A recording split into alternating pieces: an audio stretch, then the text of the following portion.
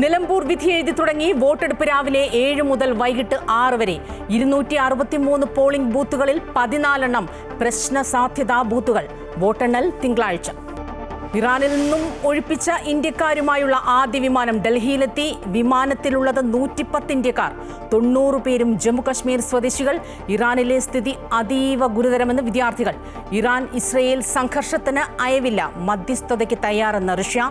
UN രക്ഷാസമിതിയുടെ അടിയന്തര യോഗം നാളെ. പാലക്കാട് മുണ്ടൂരിൽ ജീവനെടുത്ത് കാട്ടാന. മരിച്ചത് ഞാറക്കോട് സ്വദേശി കുമാരൻ. ആക്രമിച്ചത് പുലർച്ചെ 3:30 വീടിന് സമീപത്ത് വെച്ച്. വിഴിഞ്ഞം ഹാർബറിലേക്ക് എത്തുന്ന മത്സ്യയാനങ്ങൾക്ക് വലിയ വെല്ലുവിളിയായി പൊഴിമുഖം. പൊഴിമുഖത്തെ വൻ തിരമാലകൾ തുടർച്ചയായ അപകടങ്ങൾക്ക് കാരണമാകുന്നു. ഡ്രഡ്ജിംഗ് നടത്തി മണൽ നീക്കം ചെയ്യണമെന്ന് മത്സ്യത്തൊഴിലാളികൾ. അമൃത ന്യൂസ് പരമ്പര കണ്ണീർ കടലോരം.